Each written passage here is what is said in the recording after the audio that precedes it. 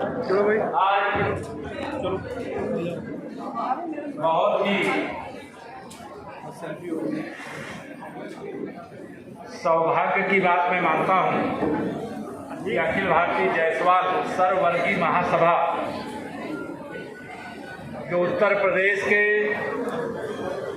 ऐतिहासिक जनपद बहराइच में आयोजित है, जिसमें देश के अलग अलग प्रदेशों से शामिल होने के लिए आप सब यहाँ पदाधिकारीगण आए हैं। उत्तर प्रदेश में जो उत्तर प्रदेश से बाहर से आए हैं उनका भी विशेष तौर से स्वागत, और जो सामाजिक जागरण की दृष्टि से, समाज की सेवा की दृष्टि से संगठन का ये कार्यक्रम हो रहा है, उसका हिस्सा बने हैं, उन सबका भी हृदय से स्वागत करता हूं। मंच पर हमारे प्रदेश सरकार में मंत्री और भारतीय जनता पार्टी ओबीसी मोर्चे के प्रदेश के अध्यक्ष श्री नरेंद्र कश्यप जी का आपने विचार सुना।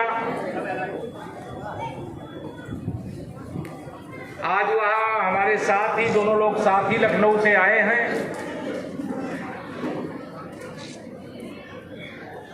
हमारी बहन उत्तर प्रदेश सरकार की पूर्व मंत्री,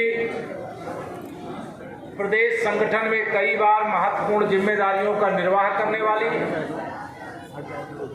और इसी सदर बहराइच से लोकप्रिय विधायक बहन अनुपमा जायसवाल जी, जिन्होंने आज के कार्यक्रम में मुझे आने के लिए कहा था। यद्यपि आज मेरा कार्यक्रम मध्य प्रदेश में लग रहा था,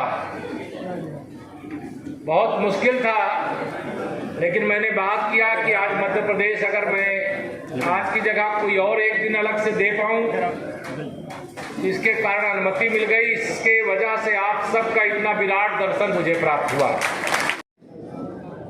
हम सब एक पार्टी के कार्यकर्ता हैं, आप सब लोग जानते हैं, लेकिन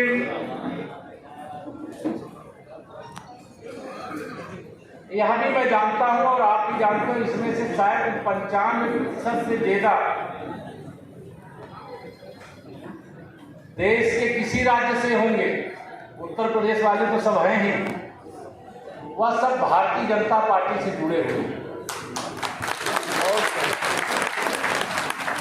आज तो भारतीय जनता पार्टी विश्व की सबसे बड़ी पार्टी है, देश में प्रदेश में हमारी सरकार है, लेकिन जब भारतीय जनता पार्टी विश्व की भी बड़ी पार्टी नहीं थी, देश की भी नहीं थी, प्रदेश की भी नहीं थी, तब भी भारतीय जनता पार्टी के लिए जब कोई कार्यकर्ता पार्टी में नहीं होता था तो ऐसे परिवार गांव में हो चाहे नगर में हो, उसको खोजा जाता था। फला भारतीय जनता पार्टी के कार्यकर्ता है, पार्टी का बस्ता उन्हीं के पास जाएगा, वही बूथ देखेंगे, वही पोलिंग स्टेशन देखेंगे। और आज भारतीय जनता पार्टी बड़ी पार्टी है, देश में माननीय नरेंद्र मोदी जी के नेतृत्व में भारतीय जनता पार्टी की प्रचंड बहुमत की सरकार और माननीय प्रधानमंत्री जी की अगुवाई में पूरी दुनिया में भारत का डंका बज रहा है, डंका बज रहा है। और मैं माननीय प्रधानमंत्री जी के बारे में कहा करता हूं, विश्वास करो तुम मोदी पर, यह नवयुग का निर्माता है। ऐसा नेता इस धरती पर एक बार ही आता है। मेरी बात से अगर सहमति, दोनों लोग हाथ उठा के सब लोग बताओ। ऐसा नेता एक बार आता है, युगों युगों में आता है।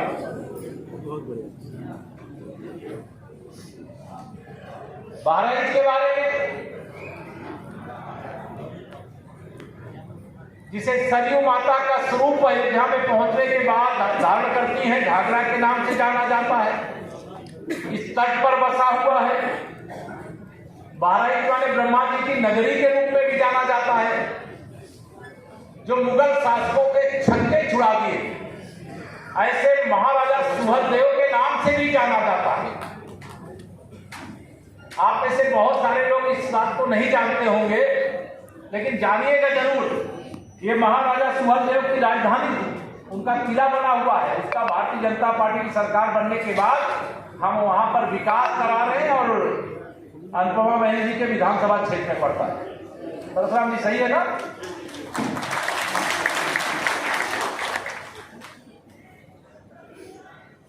मैं आप सब लोगों को आज यहां पर यही कहना चाहता हूं।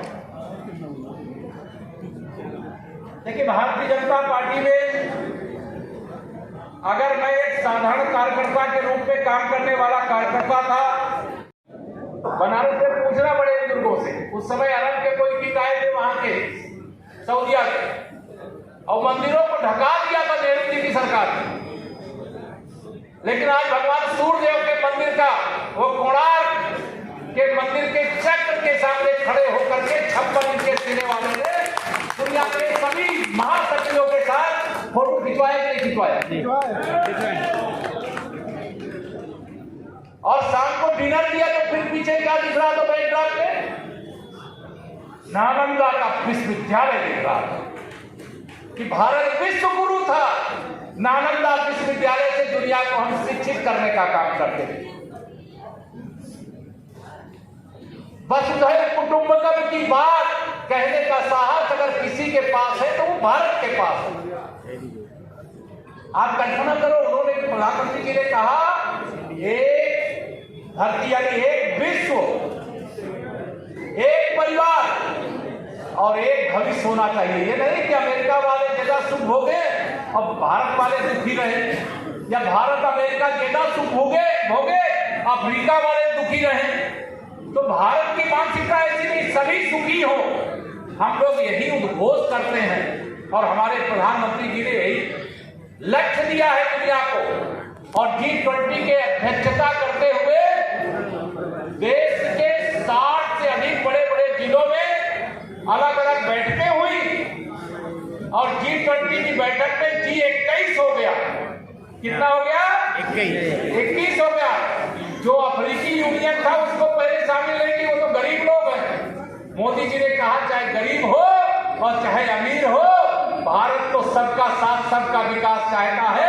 इसलिए अगर भारत आज अध्यक्ष है G20 का, तो अफ्रीकी यूनियन उसका सदस्य होगा। और किसी ने विरोध किया क्या? सबने स्वीकार किया। ये भारत की ताकत है। भारत की ताकत है कि आप सबके आशीर्वाद की ताकत है, आप सबके परिश्रम का परिणाम है, जनता के द्वारा दिए गए आशीर्वाद के कारण यह सब हुआ है।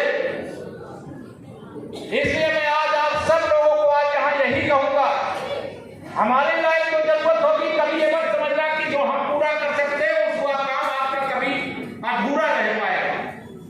उसे जरूर पूरा करेंगे, आपको भरोसा दिला। लेकिन 2024 में तीसरी बार मोदी सरकार बनाने के लिए, हिंदुस्तान को 100 साल आगे ले जाने के लिए, विश्व गुरु भारत को फिर से विश्व गुरु बनाने के लिए, दुनिया की नंबर 1 की अर्थव्यवस्था बनाने के लिए, देश की सीमाओं में लक्ष्मण रेखा खींचने के लिए, सुरक्षित भारत के लिए, भ्रष्टाचार बेईमानी से मुक्त भारत के लिए, परिवारवाद से मुक्त भारत के लिए, तुष्टीकरण से मुक्त भारत के लिए तीसरी बार मोदी सरकार जरूरी है। जरूरी है कि नहीं जरूरी है? इसलिए आप सब लोगों को आज इस समाज के सम्मेलन में भी, मैं राष्ट्र हित में, समाज हित में भी, अगर देश बढ़ेगा आगे तो क्या जायसवाल समाज आगे नहीं बढ़ेगा? बढ़ेगा। तो विश्वास के साथ कह सकते हैं कि माननीय नरेंद्र मोदी जी के नेतृत्व में हिंदुस्तान अगला 5 साल का चुनाव 5 साल के लिए नहीं है, 5 साल के लिए अवसर देने का मतलब है कि देश 100 साल आगे बढ़ेगा। 9 साल में कितना आगे बढ़ा है मुझे किसी को बताने की आवश्यकता नहीं है। मैं अभी आज ऐसे ही चला गया, जल्दी थी, आज मुझे आना तो यही था। मैं जिला की बैठक कर रहा था प्रशासन के साथ। केवल बहराइच जिले में 1 लाख से अधिक प्रधानमंत्री आवास ग्रामीण क्षेत्र में दिए गए। अगर भ्रष्टाचार होता तो 1 लाख आवास में केवल 15 यानी 1,500 लोगों को मिल पाता, 15,000 लोगों को मिल पाता। 85,000 आवास का पैसा बेईमानी करने की राजनीति करने वाले खा जाते हैं। आप बताइए, किसी का पक्का घर भी बनेगा तो व्यापार मिलेगा कि नहीं मिलेगा? मुझे बताओ। मिलेगा।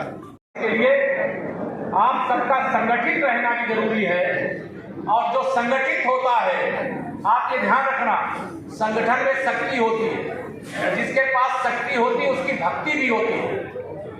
इसलिए संगठन का जो तंत्र यहाँ पर खड़ा किया गया है, बहन जी मैं आपको इसके लिए बधाई देता हूँ कि आपने देश के 18 राज्यों के प्रतिनिधियों को बहराइच के उत्तर प्रदेश में बुलवाने का काम किया है। इसके लिए आपको बधाई देता हूँ, और आपको यह जरूर कहना चाहता हूँ कि तमाम व्यस्तता के बाद नहीं आने का लग रहा तक नहीं पहुंच पाऊंगा, लेकिन आप सबका दर्शन करने का मुझे सौभाग्य है। आगे जब भी कहीं कोई कार्यक्रम होगा, हम लोगों के लिए तो संगठन बढ़े चलो, सुपंथ पर बढ़े चलो, भला हो, जिसमें देश का, समाज का, गरीब का, किसान का, मजदूर का वह काम सब किए चलो। हम इस दिशा में आगे बढ़ने वाले कार्यकर्ता हैं, उप मुख्यमंत्री हैं, लेकिन कार्यकर्ता पहले हैं। इसलिए कई बार व्यस्तता संगठनात्मक होती, जैसे आज ही लग रहा था कि नहीं आ पाओ, लेकिन आप सबका प्यार था, बहन जी का आग्रह था, इसलिए मैं आप सबके बीच में यहाँ पर उपस्थित हो पाया हूँ। आप सबको यही आह्वान करता हूँ कि आप सब समाज के नाते 2-3 बातों को ध्यान में रखें। हम समाज के नाते कई बार कहीं कोई समाज बैठता है तो सबसे पहला और अंतिम उसका लक्ष्य रहता है कि हमारी राजनीतिक हिस्सेदारी रहना चाहिए। कोई गलत में नहीं मानता है, लोकतंत्र है, मिलना चाहिए तो मिले, और मैं उसके लिए प्रयास भी करूंगा। लेकिन समाज के नाते आप सब पहला धर्म अपना यह लक्ष्य रखिए कि पहला धर्म है कि हमारे समाज के हर बच्चे को अच्छी शिक्षा मिले, अच्छी शिक्षा मिले। और शिक्षा जानते हो हर ताले की चाबी है। कई बच्चे सफलता के शिखर छू करके समाज का, प्रदेश का, देश का नाम ऊंचा करने का काम करते हैं। मैं कई नाम जानता हूं, उनका नाम लूंगा नहीं क्योंकि समय ज्यादा लगेगा। शिक्षा पर ध्यान दीजिए, गलत कामों से अपने को और अपने परिवार को दूर रखने की कोशिश कीजिए। विकास की अपार संभावना है, किसी के पास छोटा व्यापार है तो बड़ा करने का इससे अच्छा अवसर फिर कभी नहीं मिलेगा, ये ध्यान रखना। डबल इंजन की भारतीय जनता पार्टी की सरकार है, अपराधी होगा तो छोड़ा नहीं जाएगा, और कोई सही आदमी है कि उसको छेड़ा भी नहीं जाएगा। यह हमारी सरकार का एक सूत्री लक्ष्य है। कई बार कुछ अधिकारी कर्मचारी कुछ गड़बड़ कई करते हैं, उसके लिए हम लोग बैठे हुए। कभी भी कोई समस्या है गलत तरीके से, देखिए अगर गलत है तो उसको सही करने का प्रयास करना चाहिए, और कोई गलत तरीके से आपको प्रयास करेगा तो हम गलत परेशान नहीं होने देंगे। जो बैठे उनको भी, जो आज बैठक में नहीं आए उनको भी आश्वासन आपके इस मंच से देना चाहिए। हर सोमवार को हम लोगों का जनता दर्शन का कार्यक्रम होता, कल भी सोमवार, पूरे प्रदेश भर से कार्यकर्ता भी आते हैं, जनता भी आती है। आप सबको भी कभी कोई समस्या हो तो आइए। मैं जानता हूं कि चूंकि आप सब गलत काम करते नहीं, इससे 99% जायसवाल समाज की कोई समस्या होती ही नहीं। 1% कोई समस्या होती है तो वह समस्या गलत नहीं होती, गलत तरीके से परेशान करते हैं। तो इतने भारतीय जनता पार्टी के नेता कार्यकर्ता हर जिले में हैं। आप स्वयं भी भाजपा के वर्तमान भी हो, भाजपा के भविष्य भी।